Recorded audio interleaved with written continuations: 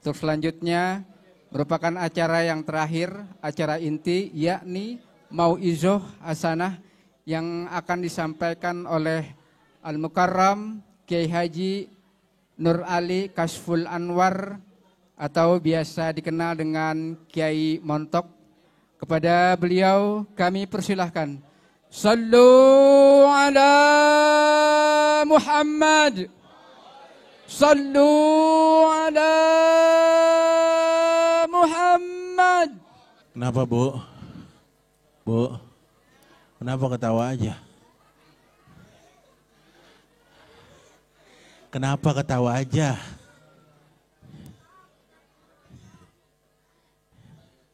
Girang amat ya malam-malam.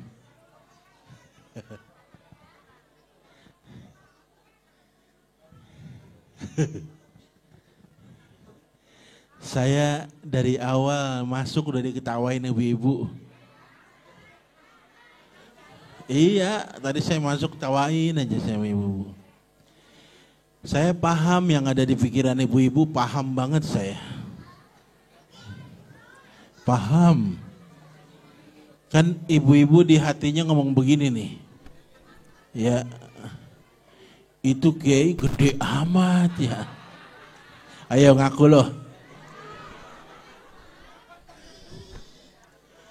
Itu bajunya boleh beli apa boleh bikin ya? Kalau belinya di mana, bikinnya itu habisin bahan berapa meter ya? Ayo ngaku. Ada nenek-nenek di pojokan ketawa juga, pikirannya lain lagi nenek-nenek tuh. Begitu saya masuk, la ilaha illallah.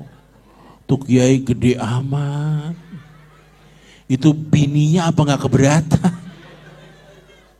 Ayo ngaku, siapa yang punya pikiran begitu tadi? Ngeres pikirannya. Itu mau urusan saya, Bu, ngapa dia pikir yang begitu-begitu sih? Terserah saya bagaimana ke caranya. Bini saya nggak pernah ngeluh keberatan. Keenakan iya. Eho matiin eho. Jangan pakai eho. Powernya naikin lagi nggak apa-apa. Ehonya matiin aja. Assalamualaikum warahmatullahi wabarakatuh.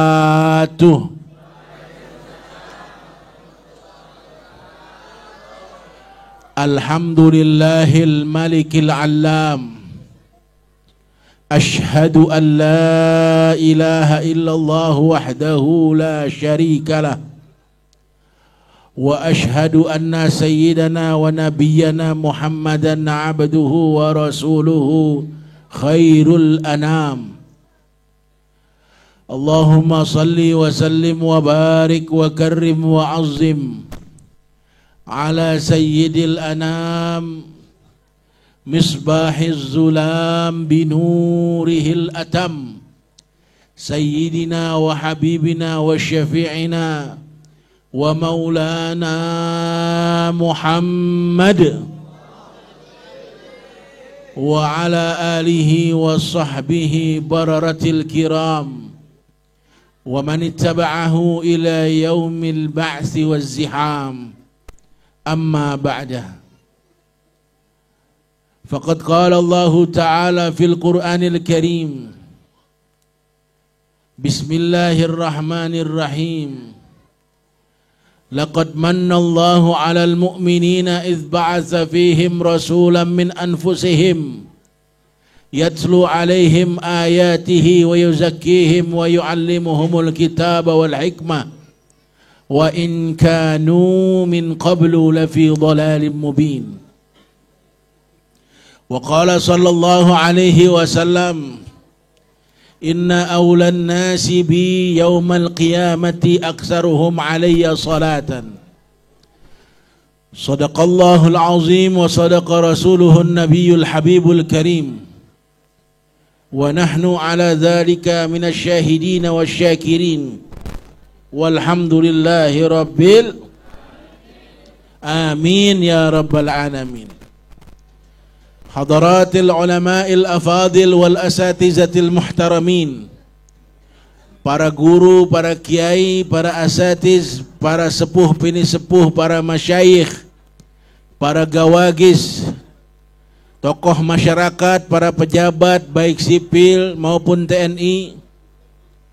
Mohon maaf.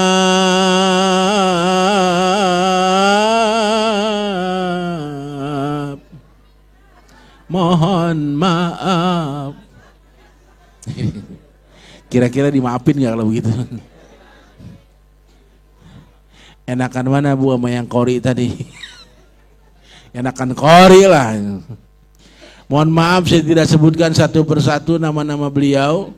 Memang panitia nggak ngasih catatan, jadi saya kalau nggak dikasih catatan takut salah ngomong, salah sebut. Sebelum saya mulai ceramah, tolong kalau ada tukang es jangan suruh lewat.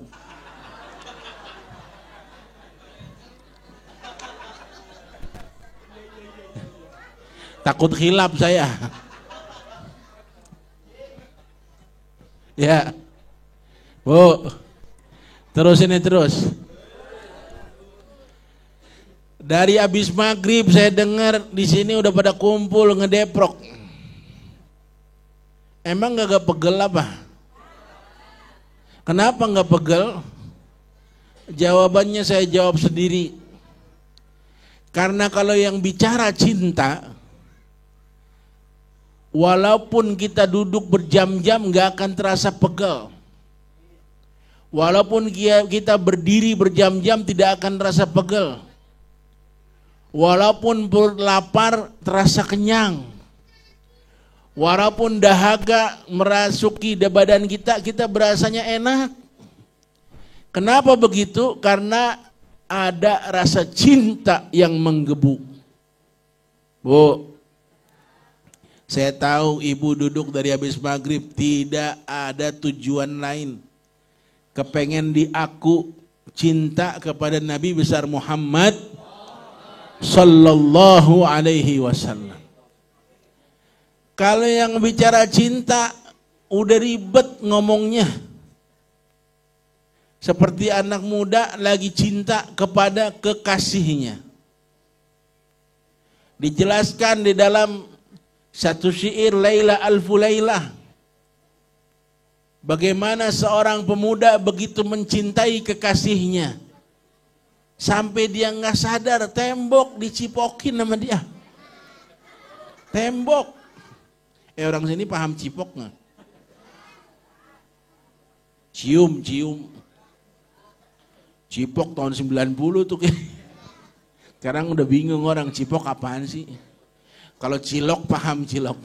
Jangan ada tukang cilok lewat ya. Es teh manis kagak, cilok lagi lewat. Ya. Apa kata pemuda Laila?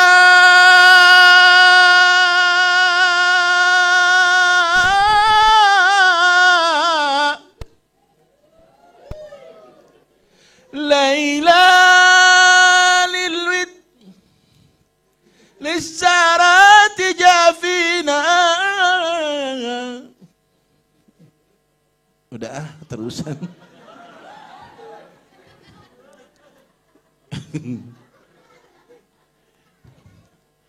Kata anak muda, marartu anad diyar Laila. Ugabbidu jidar wadal jidar. Wa ma syarabtu diyar syarabna qalbi walakin hubbu man sakanat diyar. Satu hari aku lewat seorang rumah itu bukanlah rumah orang lain. Bukan adalah rumahnya Laila kekasihku. Kata nih anak muda nih Bu, lewat rumah demenannya. Ugabbiru dal jidar wadal jidar. Itu tembok rumahnya yang belum diplester. Kalau udah diplester mah enak, halus. Tinggal diaci, dicat. Ini belum diplester, masih kasar, baru dikamprot doang. Ada tukang nggak di sini? Baru dikamprot atau nggak dikamprot? Lah dikamprot kan kasar, dicipokin sama dia itu. Salah buatannya bibir pada kobes itu. Apa dia kata dia? Wa ma hubbud diyar syarabna galbi. Saya nyiumin tembok bukan saya cinta sama nih rumah, bukan saya cinta sama nih tembok. Walakin hubbu man sakanad diyar. Tapi saya cinta, hati saya sudah tertambat dengan seorang gadis yang berada di balik tembok ini. Cia. Ih, tembok diciumin. Loh, bapak-bapak kita dulu kalau pacaran, kalau demenan, emang ketemu sama ibu kita kagak, timbang lihat sendalnya aja gemeteran. Tuh sendal dia tuh grogi sendiri. Orang dulu mah demenan begitu, tanya sama aki-aki di dalam. Orang dulu demenan begitu. Lihat sendal gemeteran, lihat kerudungnya gemeteran. Baru dibilang tadi demenan lu barusan lewat. Barusan, iya lah girang banget dia, barusan nggak ketemu orangnya. Prestasi paling gemilang saat itu orang demenan megang telunjuk dari balik bilik, udah keren banget udah. Bilik dibolongin, telunjuk didojorin begitu, dipegang. Ya Allah udah nikmat banget itu. Dia nggak tahu tuh telunjuk babanya. Neng, telunjuk neng, ini telunjuk apa jempol nih? Telunjuk babanya. Udah ngomong selebar kampung, barusan gue megang telunjuk demenan gue. Emang demenan di mana? Lu demenan lu lagi pesantren? Lah tuh yang gue tunjuk, gue pegang tunjuk siapa? Tunjuk babanya kali. Pantesan kayak jempol kata dia. Bisa begitu. Apaan tuh? Kang S lewat.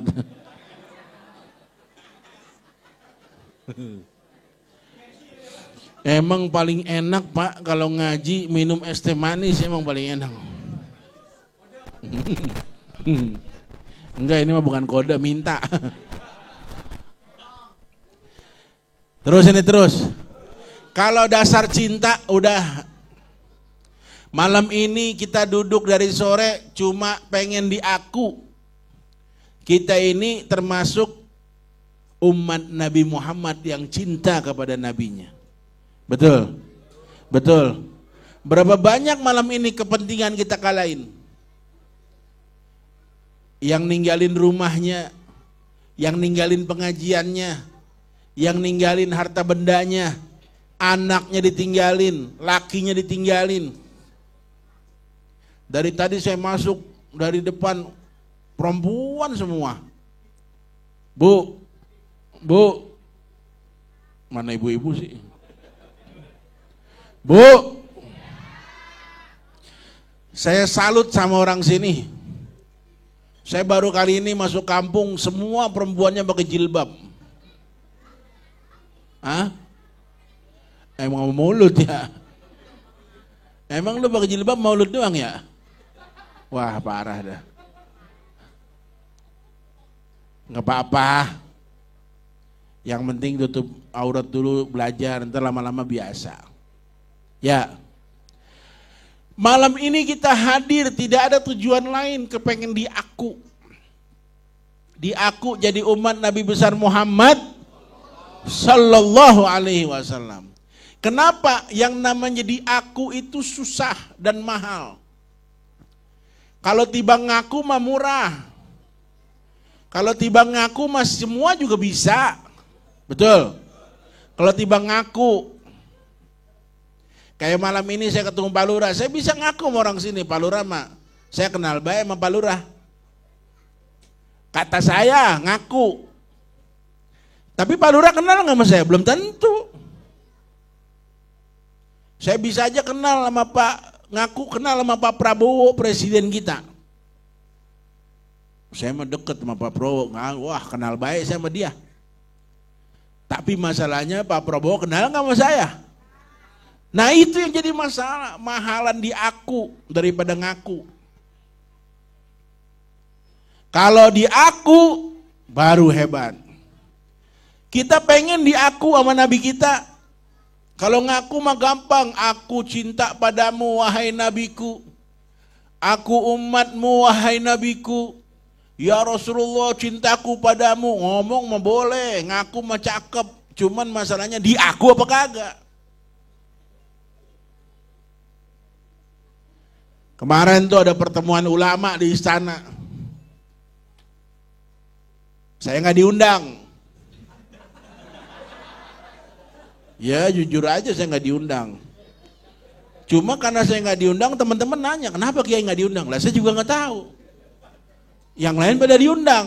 Ya udah lo berangkat aja, kirim salam sama Prabowo. Oh gitu Kiai, iya. Teman saya banyak nelpon saking penasaran kenapa Kiai nggak ada namanya, kok nggak diundang? Ya nggak tahu. Ya lo berangkat aja ke istana, kirim salam sama Prabowo dari gua. Diseriusin Pak sama teman saya. Begitu salaman Prabowo dia ngomong, Pak Prabowo dapat salam dari guru saya. Siapa? Kiai Nur Ali. Alhamdulillah Pak Prabowo menyebut nama saya 3 kali berturut-turut. Kan hebat saya. Hebat apa enggak? Hebat. Kata Pak Prabowo, Kiai Nur Ali. Kiai Nur Ali. Kiai Nur Ali mana ya? 3 kali nama saya disebut berturut-turut sama Pak Presiden Prabowo. Artinya dia gak kenal sama gua. Betul-betul. Tapi lumayan nama disebut 3 kali. Wah kagak dikenal. Emang gue bilang kenal. Gue bilang kirim salam. Itulah hebatnya di aku. Kalau di aku yang hebat. Kalau ngaku mah semua orang bisa. Malam ini kita berharap kepada Allah semoga kita diaku sebagai hamba-hambanya yang pandai bersyukur kepada Allah Subhanahu wa ta'ala. Dengan hadir peringatan maulid kita kepengen dilongok sebagai hambanya Allah yang bersyukur. Bersyukur karena apa? Karena Allah telah melahirkan junjungan kita Nabi besar Muhammad. Bayangkan kalau nggak ada Nabi Muhammad, apa ada kita? Nggak bakal ada kita. Apa ada Kampung Kedaung? Nggak bakal ada. Apa ada Ciputat, ada Tangsel, ada Banten? Nggak bakal ada. Apa akan ada Indonesia? Nggak ada. Kalau nggak ada karena Nabi Muhammad, nggak ada alam semesta ini. Laulaka lamma khalaqtul aflaq. Kalau bukan karena engkau ada, wahai Rasulullah, kata Allah dalam hadis kursinya, nggak bakal ada Nabi Muhammad, nggak bakal ada alam semesta. Nggak bakal ada yang namanya Idul Fitri, Idul Adha. Nggak bakal ada Mekah, nggak bakal ada Madinah. Terus artinya apa? Ya kita semua di sini cuma numpang mujur. Paham nggak numpang mujur? Numpang enak, numpang mujur. Kepada siapa kita numpang mujur? Kepada junjungan kita Nabi besar Muhammad Shallallahu Alaihi Wasallam. Makanya ngapa sih begini ya? Udah bang, udah cakep bang, jangan dirubah-rubah lagi. Makanya wajar malam ini kita bersyukur kepada Allah. Karena sebab adanya junjungan kita, kita jadi ada. Bukan hanya sekedar ada, kita jadi paham. Kita jadi umat Nabi Muhammad yang disayang, yang menjadi sebaik-baik umat. Kalau saya bilang umat Nabi Muhammad itu dalam perusahaan jabatannya direktur. Bu, ibu paham direktur. Dalam perusahaan ada struktur namanya. Struktur perusahaan paling tinggi namanya direktur. Habis direktur bawahannya ada tuh wakil direktur, manajer, supervisor, karyawan. Paling rendah OB. Tahu OB? Office boy. Wah ini pucuk nih. Sponsor nih.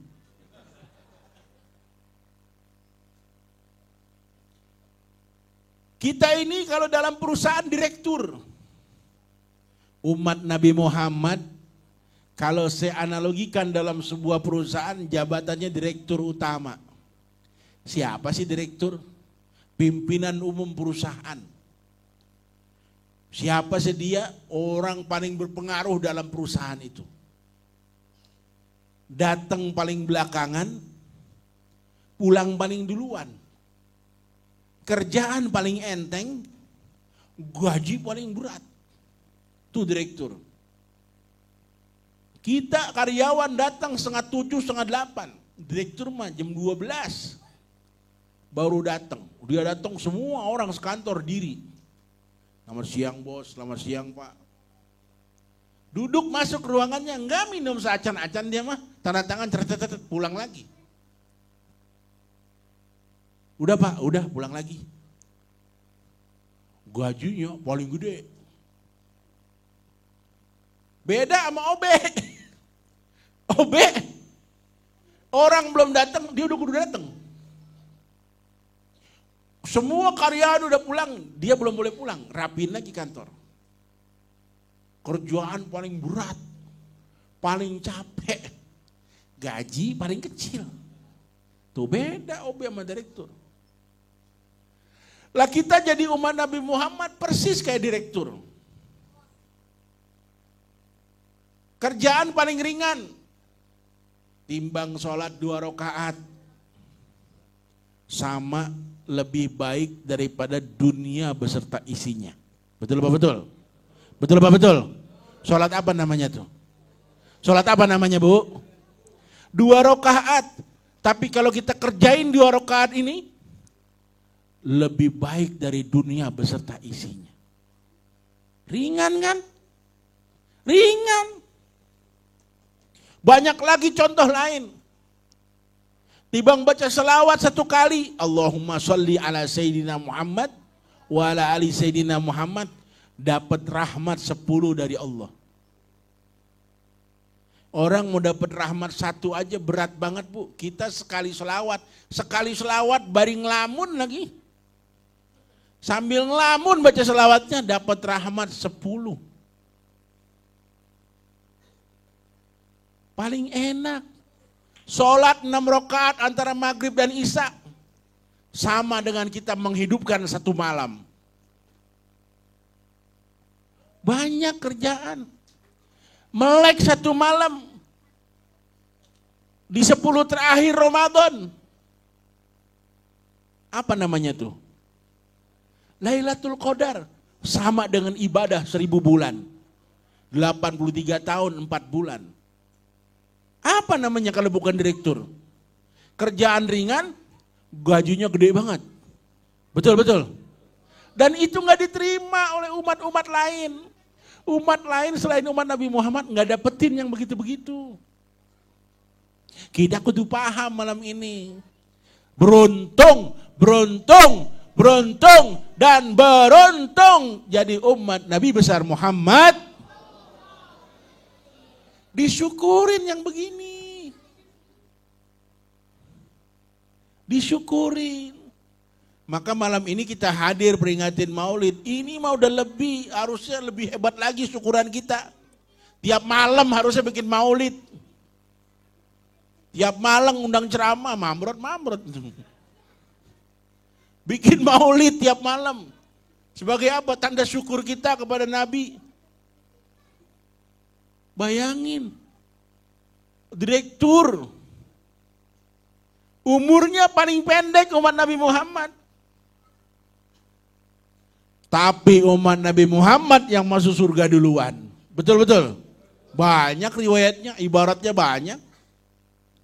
Gak boleh umat lain masuk ke dalam surga sebelum umat Nabi Muhammad naik. Betul. Apa artinya kalau bukan direktur? Sebelum yang lain makan, direktur dulu masuk. Umat Nabi Muhammad, Masya Allah. Umurnya paling tua 70 tahun.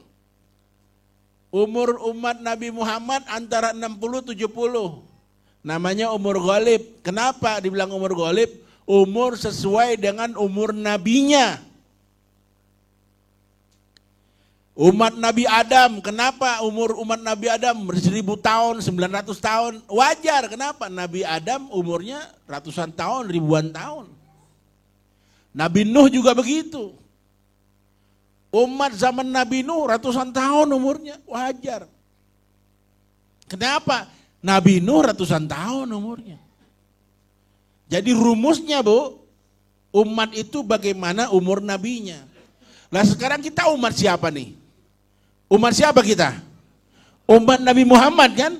Berapa umur Nabi kita? Berapa? 60?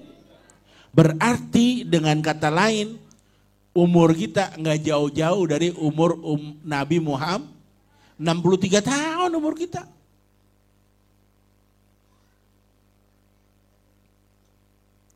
Sekarang saya tanya ada nggak yang hadir umurnya 62?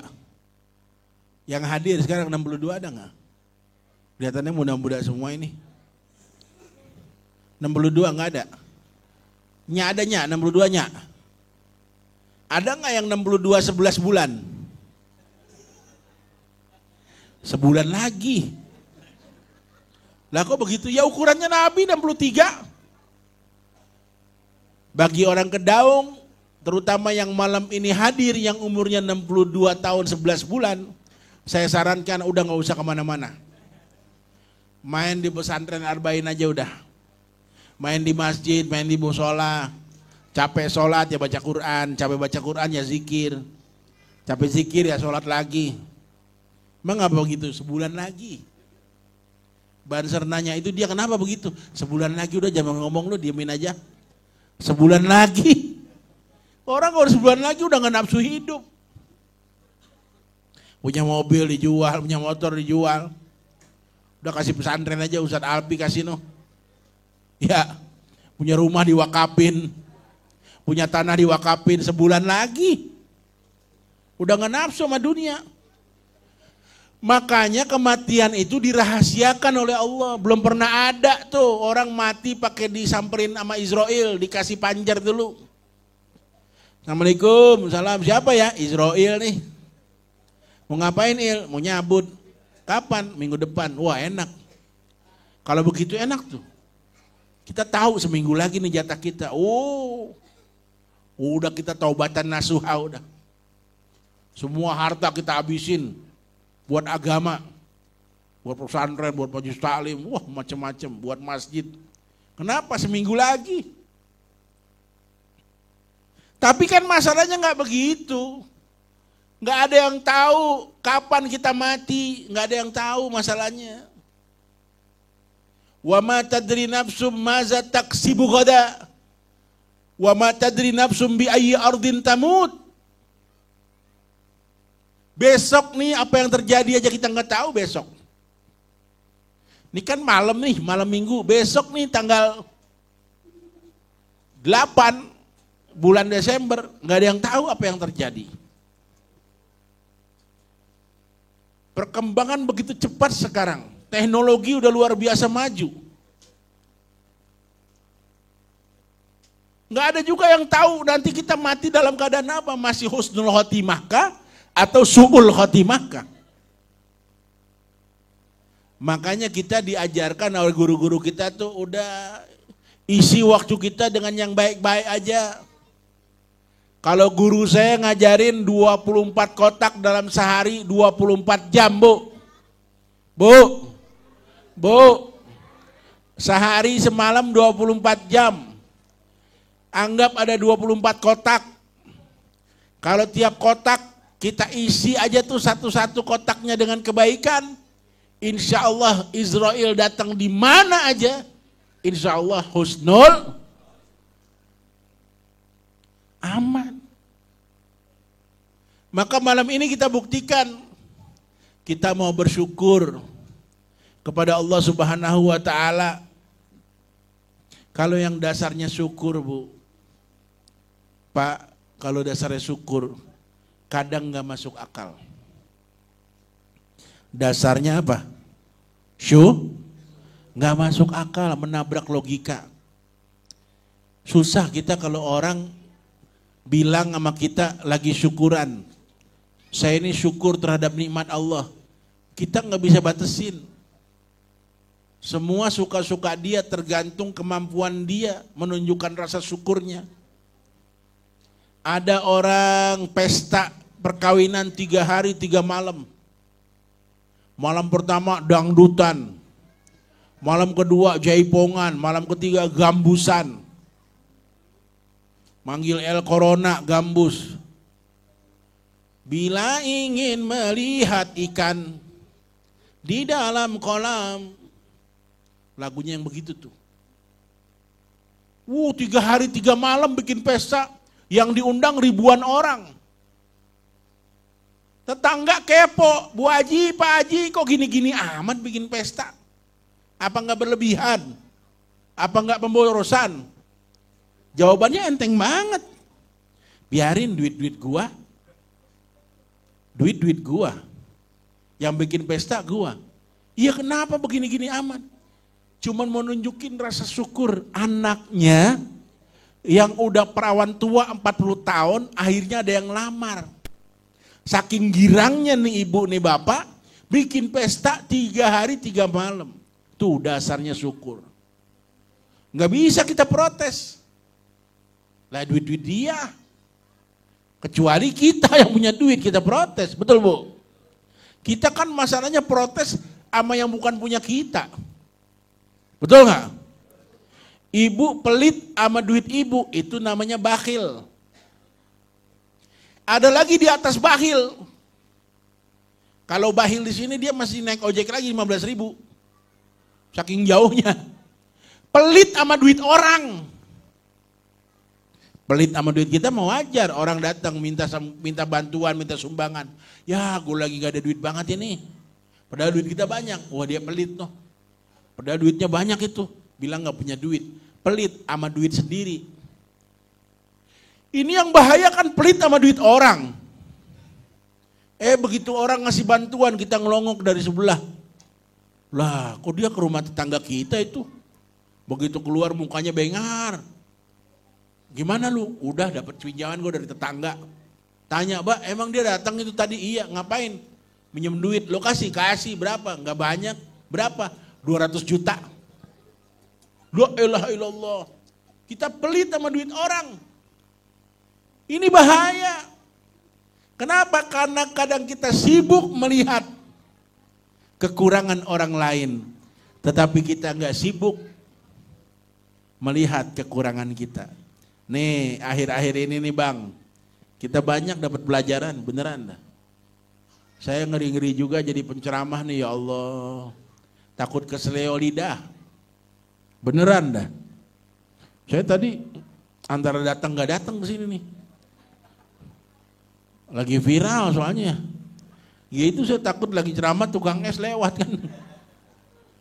Lagi viral banget tuh. Kenapa? Lantaran lidah. Saya baca dalam satu kitab namanya Al-Majalis Saniyah Alal Kalam Arba'in An-Nawawiyah. Di situ ada hadis yang panjang dari Sayyidina Umar bin Khattab. Kata Rasulullah, nanti manusia masuk ke dalam neraka itu pala duluan. Manusia masuk ke dalam neraka itu pala duluan. Orang nyungsep begitu tuh. Kayak orang terjun. Cut. Kemudian sahabat nanya, ya Rasulullah kenapa pala duluan? Kata Nabi, karena pala itu bagian paling penting dalam tubuh manusia. Kata Nabi, di dalam pala juga ada satu bagian tubuh manusia yang bentuknya kecil tapi sangat membahayakan. Bahkan banyak manusia yang tidak dapat mengendalikan benda ini, dia bisa masuk ke neraka. Apa itu? Lidah. Ini lidah adanya di dalam kepala. Bentuknya kecil, lembek, nggak bertulang. Cuma nih lidah kalau udah dimainin, wow. Negara bisa ambruk. Pemimpin bisa turun. Tukang es bisa jadi konglomerat. Gara-gara lidah. Tukang es bisa jadi jutawan mendadak. Gara-gara lidah baik-baik. Bu, nih ibu nih. Bu, nih ibu nih. Bu, nih ibu nih. Bu, nih ibu nih. Bapak-bapak kan suka tuh sambil beli sayuran ngomongin orang. Bapak-bapak sambil beli sayuran ngomongin, lu tahu nggak si Ano? Iya, emang apa? Ya Ano kan Ano. Oh iya, kan aku dengar juga. Tuh bapak-bapak tuh. Bapak sambil beli sayuran ngomongin orang. Ibu-ibu nyengir aja. Kenapa, Bu? Merasa ya? Ya bagus kalau merasa mah. Bahaya nih lidah. Malam ini saya ngomongin itu aja dah. Bingung saya bahannya apaan tahu nih. Kenapa? Karena di antara sunnah Rasulullah itu menjaga lidah, menjaga ucapan. Malam ini kita hadir di peringatan Maulid Nabi besar Muhammad SAW. Satu sunnah kita bawa pulang. Satu sunnah aja kita bawa pulang, insya Allah manfaat. Amin. Jaga lidah kita. Al muslimu man salimal muslimun min lisanihi wa yadi. Apa terbalik? Min yadi wa lisani. Orang Islam itu yang benar-benar dia dapat menjaga keselamatan saudaranya dari kejahatan tangan dan lidahnya. 14 abad lalu nih hadis udah keluar. Tangan jahat, lidah jahat. Mana lidah jahat? Ngomong sembarangan. Mana tangan jahat? Ngetik sembarangan. Dulu belum ada handphone padahal. Tapi Nabi udah bilang kejahatan tangan. Mana? Tuh, komen sembarangan. Bikin status kagak jelas. Ngomongin tetangga di status. Kan kejahatan tangan itu. Bikin berita hoak. Berita hoak. Tahu berita hoak, Bu? Hari ini tahu nggak yang ceramah di pesantren Ustadz Alpi, orangnya ganteng kayak Aderai, badannya secerek. Itu hoak, fitnah yang keji.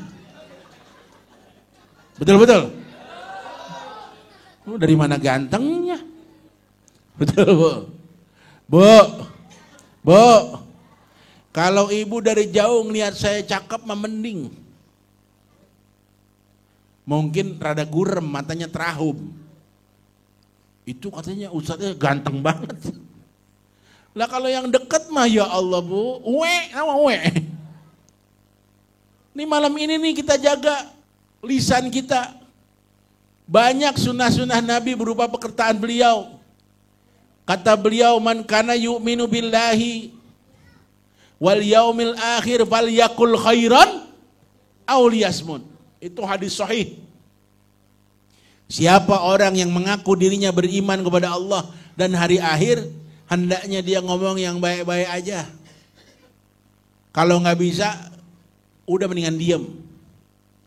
Tempo hari bulan yang lalu saya buka di pesantren kita Kiai tentang bagaimana bicara yang baik. Nggak usah jauh-jauh, Bu. Malam ini nih ibu-ibu banyak hadir saya lihat. Bapak-bapak juga dengerin, jangan nggak dengerin. Kita nggak usah jauh-jauh ngomong baik, nggak usah jauh-jauh ke anak aja. Kita ini suka lupa, apalagi kalau lagi marah sama anak, suka ngomong yang enggak. Padahal kita nggak sadar tuh omongan kita itu dicatat sama malaikat naik ke langit jadi doa. Cepat atau lambat bakal dikabulkan. Padahal kita berasa cuma ngomel doang sebagai orang tua. Tapi omelan kita nggak berasa dicatat sama malaikat. Kenapa? Karena malaikat nggak mau tahu, pokoknya apa aja yang keluar dicatat. Dia mah nggak peduli nih omongan apa nih. Pokoknya dicatat. Malaikat biar nggak tahu bahasa Kedaung, tapi dia bisa nulis bahasa Kedaung. Apa bahasa Kedaung yang nggak dikenal dunia bebas? Apa misalnya? Ngerti. Kemarin saya ngajar di Cipinang, Pondok Bambu. Saya ajarin doa sholat duha. Nenek-neneknya letuk, Kiai saya nggak bisa bahasa Arab. Bahasa Indonesia aja, Nek. Bahasa Indonesia juga nggak bisa. Terus bisanya apa? Bahasa Betawi. Ya udah pakai bahasa Betawi aja doanya. Pas praktek cakep. Dia baca doa duha karena pakai bahasa Betawi. Ya Allah ya Tuhan saya. Kalau emang rezeki saya di atas turunin ngapa? Lah beneran. Kalau emang di bawah keluarin ngapa? Kalau emang haram, halalin ngapa? Kalau emang susah, gampangin ngapa? Itu malaikat nggak pakai nyaut, emang ngapa? Enggak. Malaikat nyatet aja. Bener. Makanya kita jaga lisan, terutama kepada anak-anak kita, Bu, Pak. Kita nih suka keliru sama orang lain baik, kita ngomong sopan santun, adab kita jaga. Tapi sama anak sembarangan aja kita ngomong. Anak setan lu, goblok lu, bego lu, PA lu, brengsek lu, setan lu. Kita nggak berasa sekarang mau orang lagi ngaji. Ntar di rumah kalau kekesalan banget sama anak, nggak sadar tuh spontan. Ngajinya mau Ustadz Alpi, tapi Ustadz Alpi nggak pernah ngajarin namanya mat kesel. Dia ngajarin mat arid sukun, mat tobi'i. Emak-emak belajar ngaji, keluar mat kesel. Mana contoh mat kesel? Astagfirullahalazim. Mat kesel tuh, ujungnya naik. Itu mat kesel. Astagfirullahalazim. Wah, itu kata anaknya, mak itu mat apa? Mat kesel. Kenapa bisa begitu? Jaga, Bu. Kenapa? Kita harus sadar dulu. Dasarnya hadis Nabi tadi, fal yakul khairan auliyasmun. Nabi nggak bilang pada waktu kamu marah, pada saat kamu lagi senang, pada saat kamu lagi susah, pada saat kamu lagi kebelangsak. Nabi nggak ngomong gitu. Artinya dalam situasi dan kondisi apapun, bicaralah yang baik-baik. Ini udah dikasih kode nih, suruh berhenti saya tuh. Ini jam berapa ini?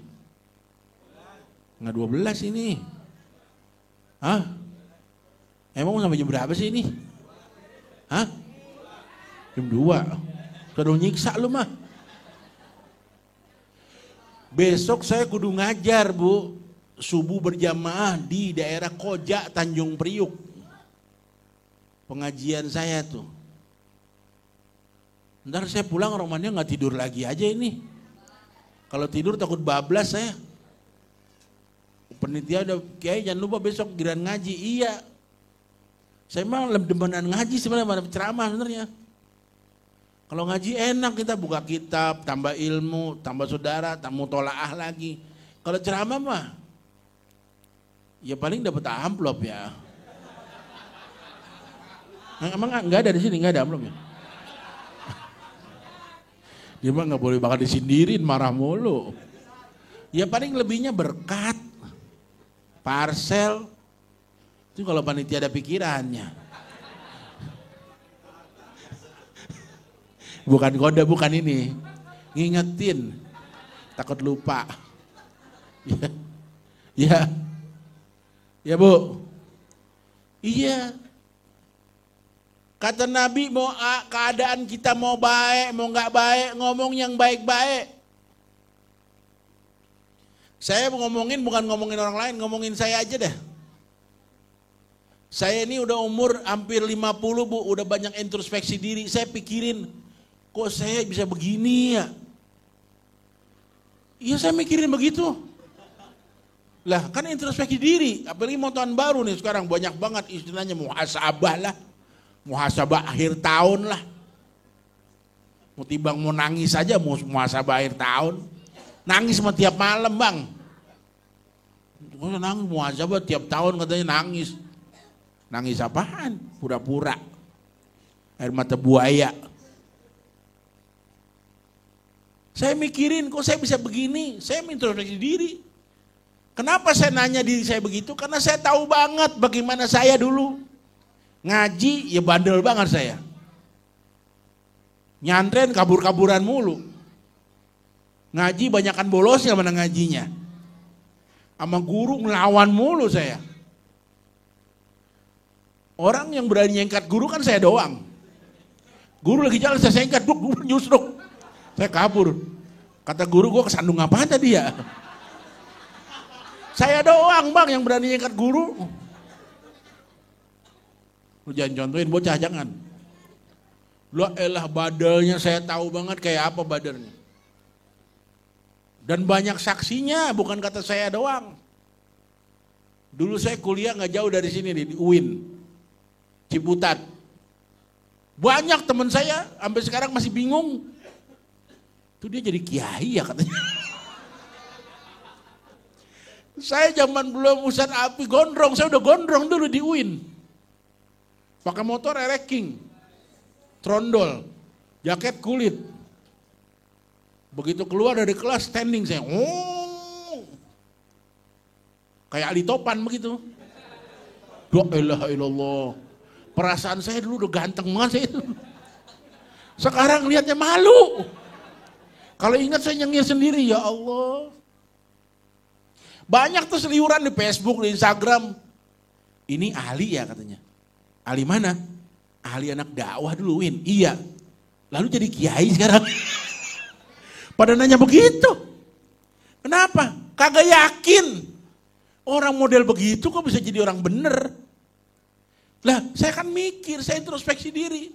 Kenapa saya pikir-pikir, kenapa saya begini? Rupanya ini bagian dari husnuzon saya nih kepada Allah. Dulu saya paling banyak didoain sama abah ibu saya. Paling sering bu saya didoain sama ibu saya. Kapan abah saya ibu saya doain bangun malam? Mungkin juga saya nggak tahu. Tapi yang pasti dan yang saya masih ingat sampai sekarang, abah ibu saya ngedoain saya pada saat lagi gebukin saya. Beneran bang.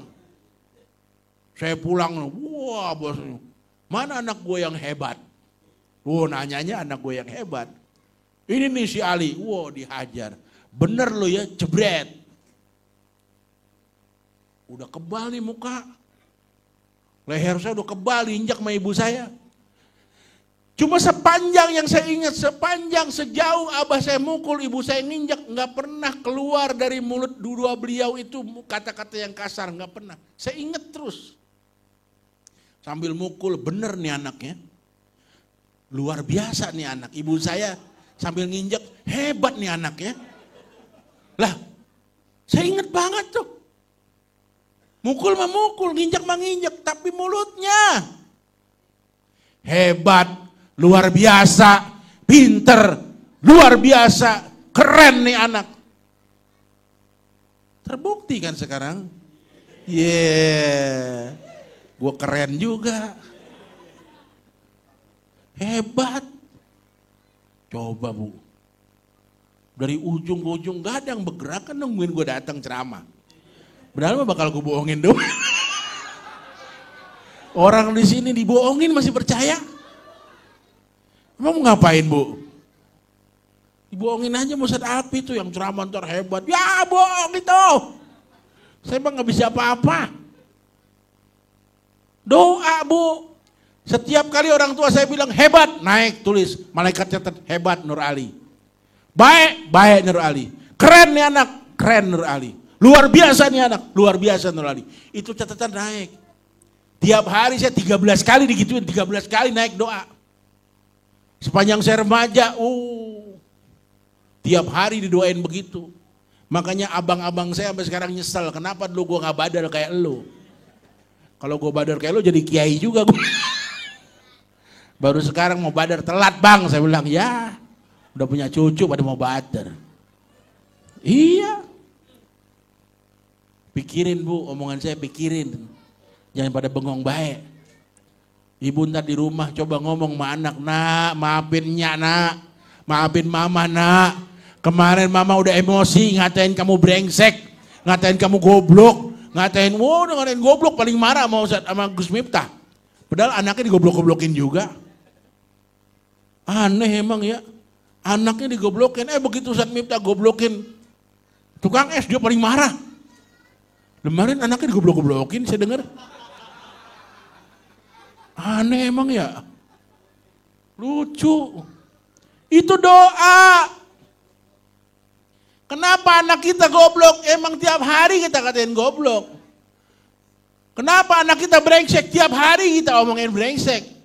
Makanya omongan kita dicatat malaikat naik ke atas ACC sama Tuhan. Iya nih anak jadi brengsek. Ini anak jadi badar nih anak badar. Jangan salahin bu.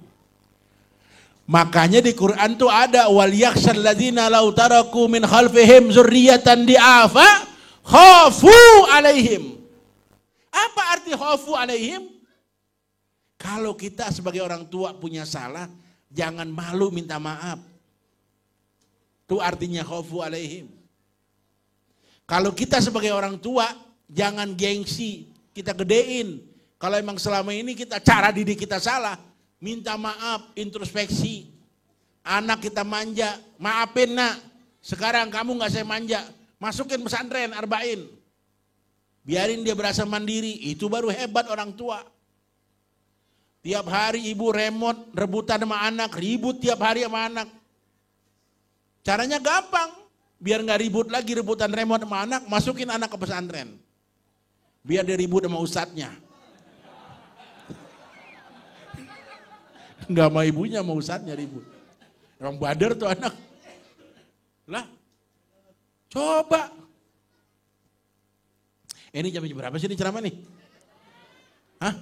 Saya paling gak enak nih gak jelas begini. Iya, ceramah ya Allah.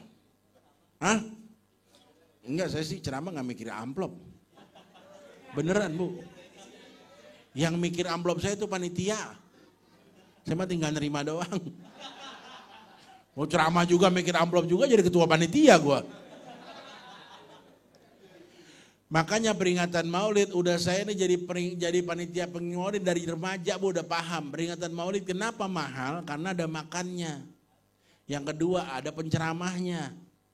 Makanya biayanya melangit. Coba kalau nggak ada penceramah, murah. Iya, bener lah tenda orang nyumbang. Son orang nyumbang. Apaan? Lah emang begitu?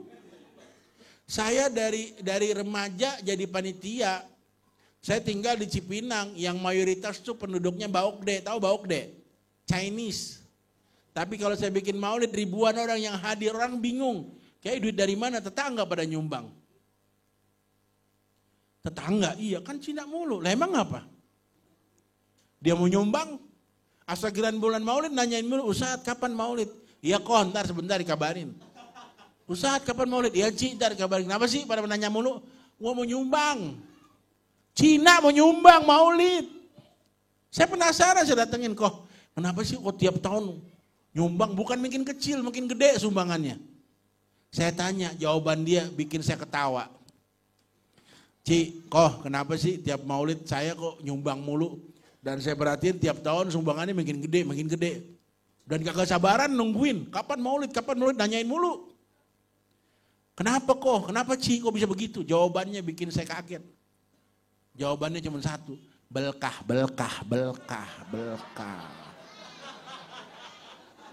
Lah orang Cina ngerti berkah, orang Kedaung nggak ngerti berkah.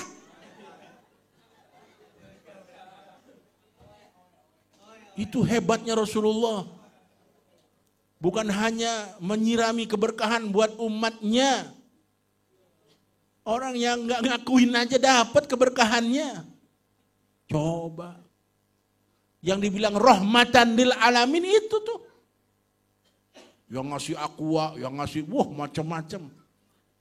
Kenapa? Kita nggak bisa nyalain. Dia ngerasain dengan dia nyumbang maulid, usahanya tambah maju. Bisnisnya tambah gol, ya dia boleh yakin. Semakin itu semakin yakin, semakin besar. Saya ngaji, dia pada dengerin di rumah tuh kalau ngaji di musola. Saya sampai ajak kok, udah ngerti Islam. Tiap saya ngaji dengerin di musola, di rumahnya masing-masing. Tinggal masuk Islam aja apa susahnya sih? Udah nyumbang maulid, udah nyimak pengajian. Apa beratnya jadi muslim? Saya bilang gitu. Dakwah juga saya. Kan lumayan kalau udah masuk Islam 1-2 orang. Susah ternyata Pak. Alasannya cuma satu tuh sama tuh semua Cina-Cina.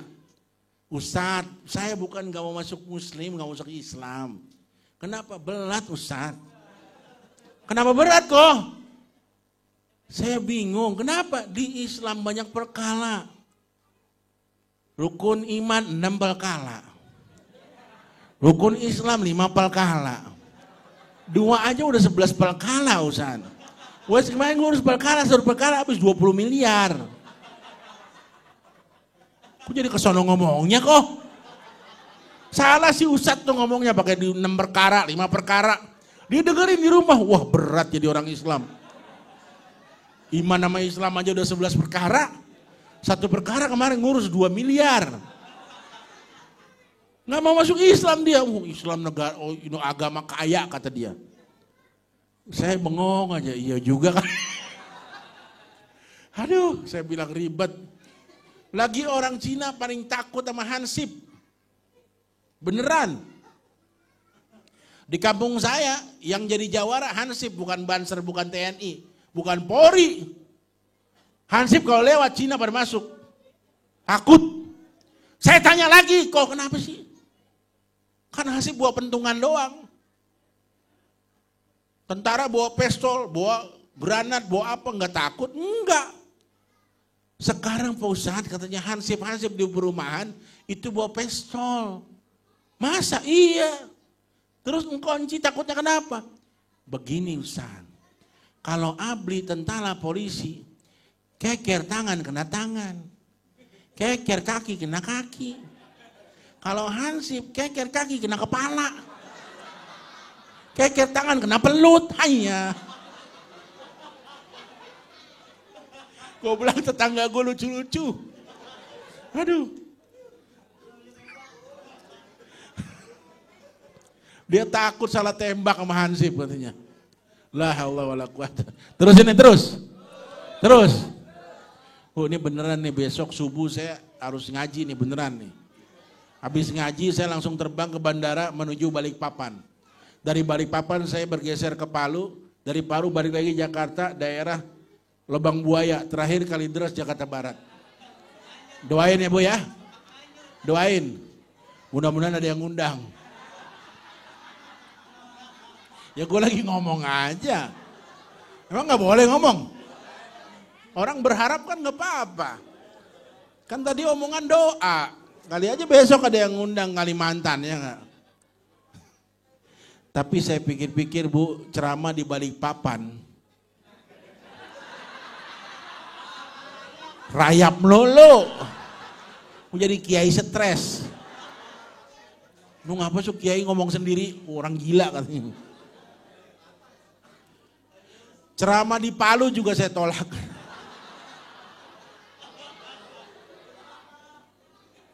Emang anak hadro mau main di Palu? Abis pada pecah gendang lo. Kata istri saya, abi nggak di Palu udah hancur. Pulang abis Palu abis pada bengep. Wah gedean biaya ngobatinnya sama amplopnya. Terakhir ceramah di Lubang Buaya juga saya tolak. Nyari mati Bu, pulang nggak ada kaki, nggak ada kepala, dicaplok buala. Ngeri. Terakhir ceramah di Kalideres juga saya tolak.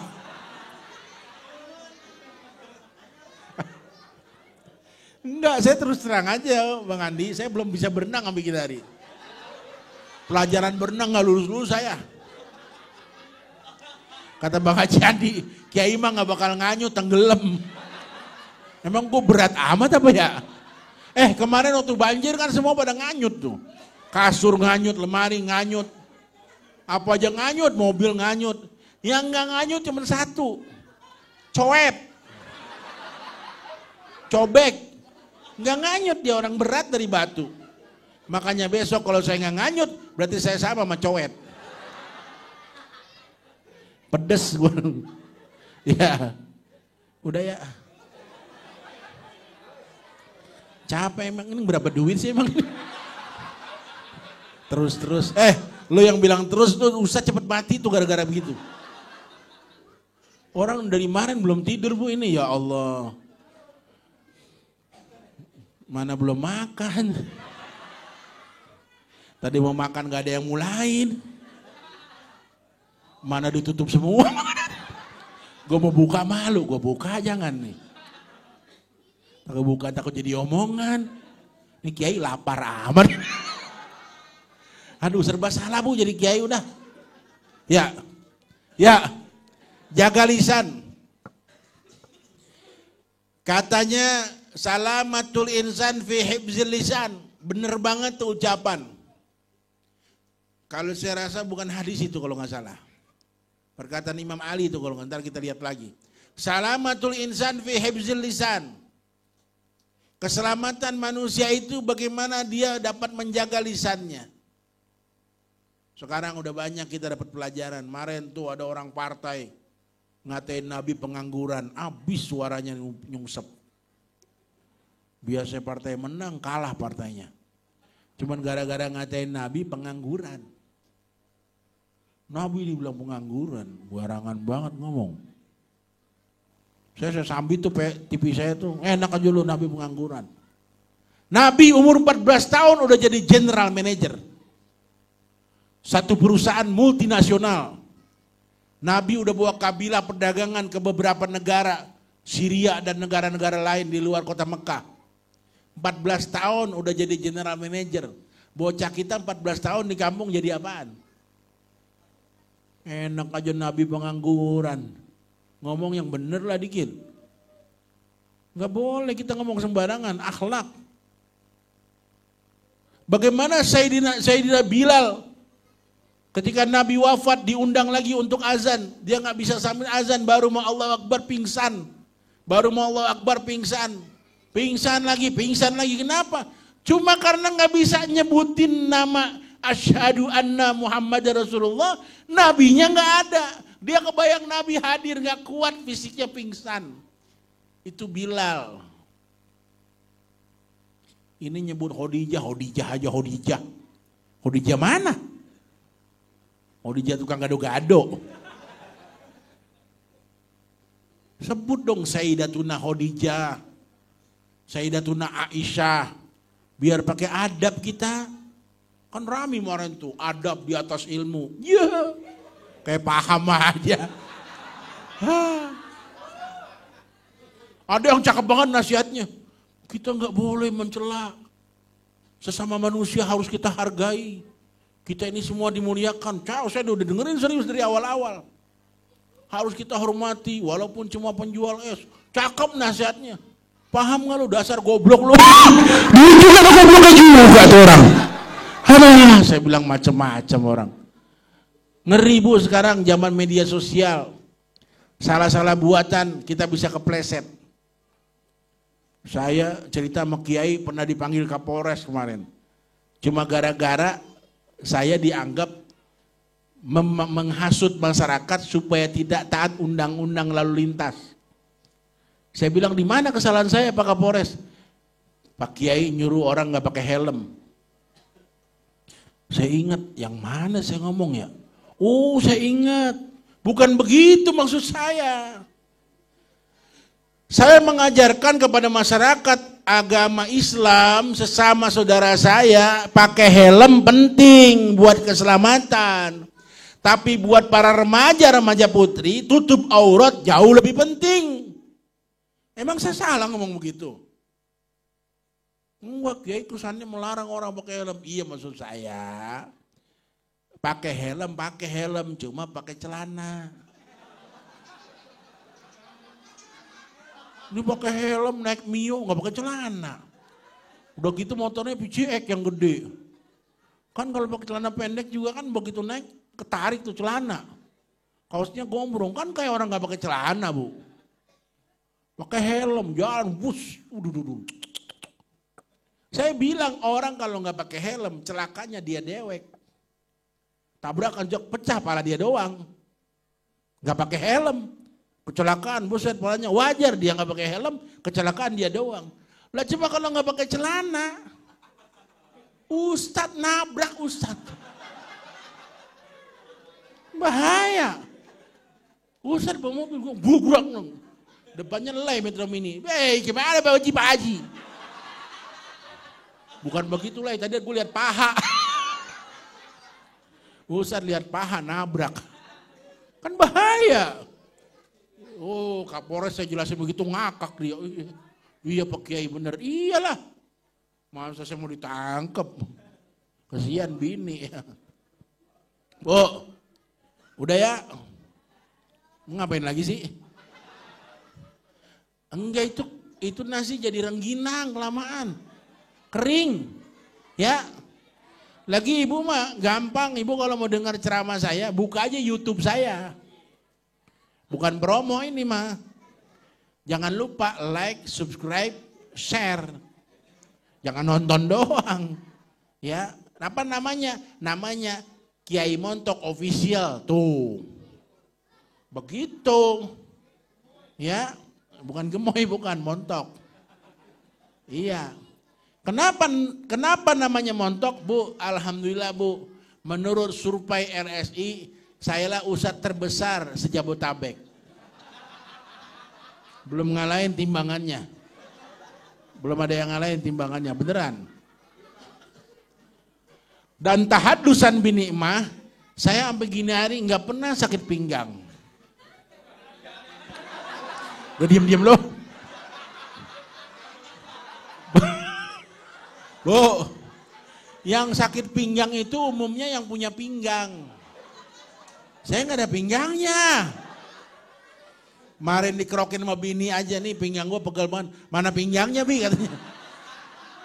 Bini masih bercanda aja sama lakinya. Bu, udah ya. Emang nggak capek apa tawa mulu? Saya mah kesini mau silaturahmi sama abang-abang saya, Bang Alpi, Bang Haji Andi. Beliau mengundang saya, alhamdulillah ya walaupun cuma WA.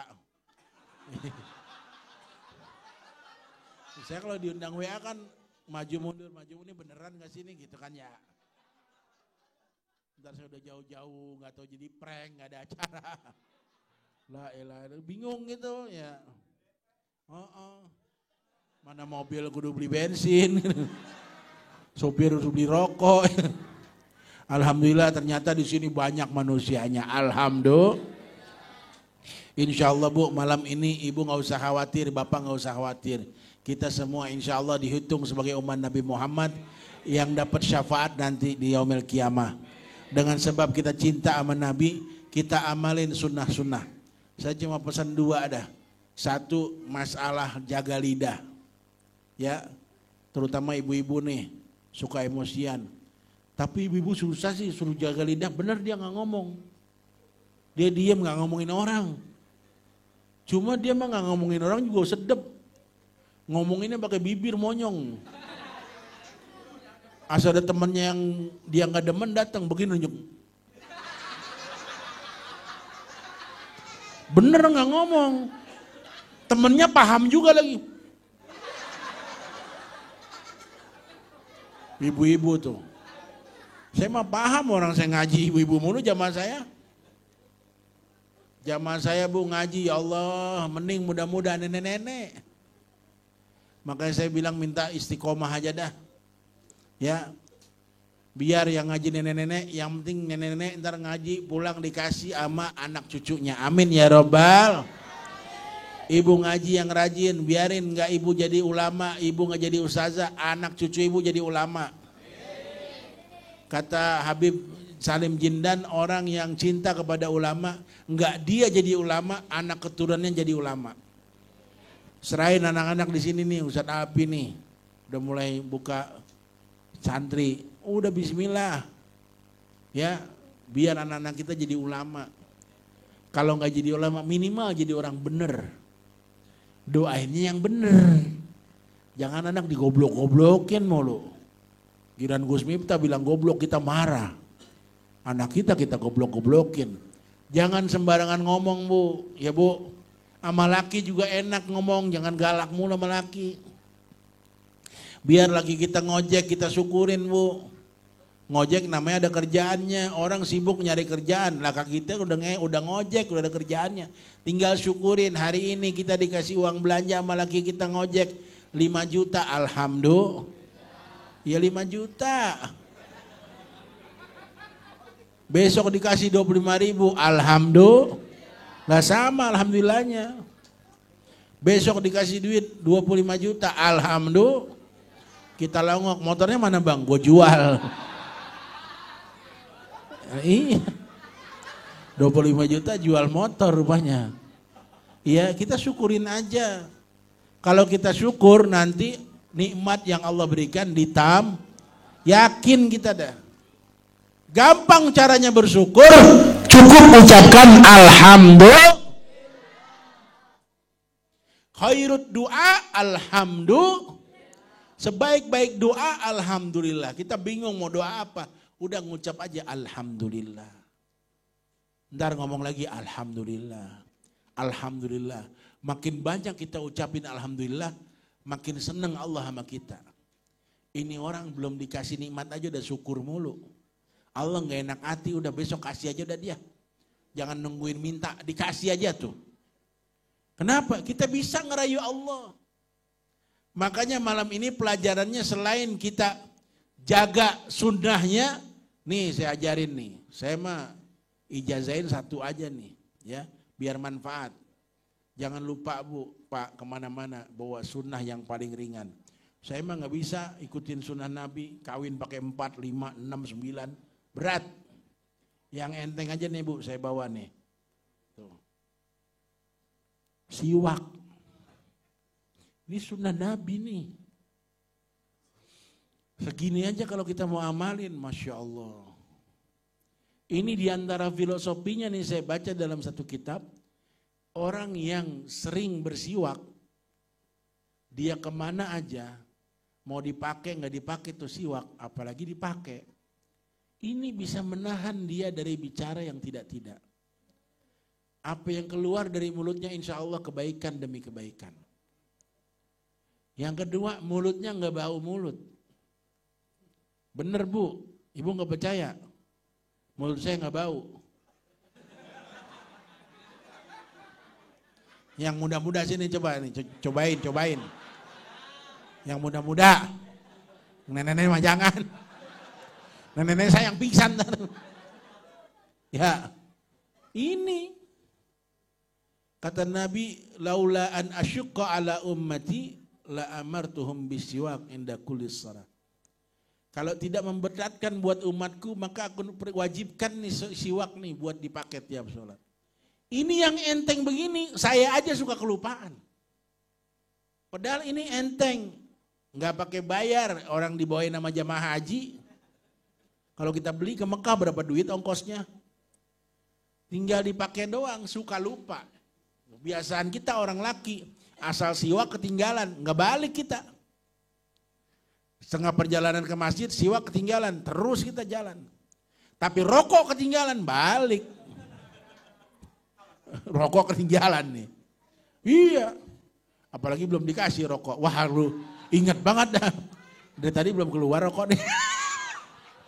Saya mah sama abang saya ngomong aja udah kapan lagi. Ya. Bu, siwak. Bu, Ibu kepengen giginya rata sampai tua. Nggak ada yang ngompong. Mau? Pakai siwak. Istiqomahin siwak. Saya mendapati saya punya kakek, Mualim Haji Jaani di Cipinang, itu meninggal usia 117 tahun. Saya mendapat kesempatan memandikan beliau.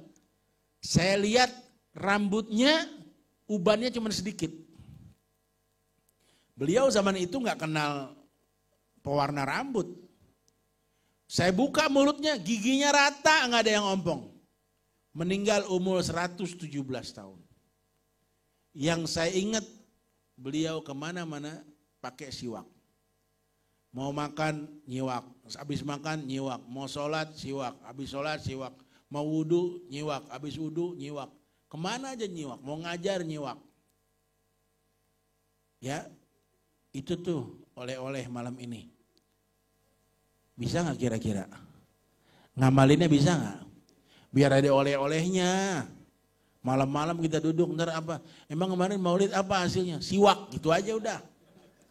Ya, suruh pakai siwak, gitu.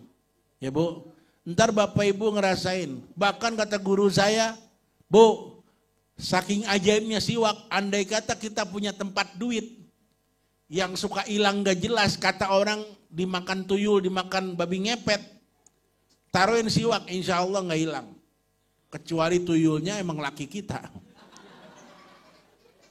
Dia emang gak takut sama siwak. Tapi seandainya ada makhluk-makhluk lain, taruh siwak, kagak berani dia. Makanya saya beli siwak banyak. Saya taruh di laci, saya taruh di dompet, saya taruh di mobil, di mana aja saya taruh. Iya, di bini saya juga saya kelepin itu siwak, takut diambil jin bini saya. Iya, kata jin, emang gue mau sama bini lo. Ya, udah ya? Iya tuh udah, alhamdulillah. Dari tadi ngapa sih ngomong iya? Nungguin saya ya. Mudah-mudahan ada manfaatnya. Mudah-mudahan apa yang saya omongin bisa masuk ke dalam hati. Amalin Bu, jaga omongan sama anak-anak kita. Kenapa? Anak kita ntar bakal gede, bakal doain kita. Kalau tiap hari kita omongin jelek mulu, itu anak tumbuh bakal jadi generasi jelek. Tapi kalau kita bagus-bagus, ini mah ilmu, namanya ilmu kejiwaan dipanggilnya. Tapi agama kita udah ngajarin, Nabi udah ngomong, tinggal kita ngerjain doang. Udah ngomong yang baik-baik. Kalau nggak bisa, diem aja udah. Diem aja udah. Ngomong yang baik-baik ya. Pelajaran udah banyak. Sekarang kita ngomong istighfar, baca selawat lebih banyak. Lebih bagus lagi. Kata Nabi, siapa yang baca selawat kepadaku paling banyak, ntar paling dekat sama aku di hari kiamat. Amin ya Rabbal Alamin. Inilah yang bisa saya sampaikan. Kurang lebihnya mohon maaf kepada para guru-guru, para alim ulama. Saya dari sini langsung ke belakang. Iya, langsung makan maksudnya. Iya, habis makan baru pulang ya. Terima kasih kepada para guru, para kiai yang memberikan kesempatan kepada saya yang bodoh ini untuk bicara di sini. Dan mohon maaf para hadirin hadirat, kiranya ngomongnya nggak teratur ya, emang saya beginilah gayanya. Ya, dimaafin nggak kira-kira? Dimaafin nggak? Alhamdulillah. Kurang lebihnya mohon maaf. Wallahu muwaffiq ila aqwamit thoriq. Assalamualaikum warahmatullahi wabarakatuh.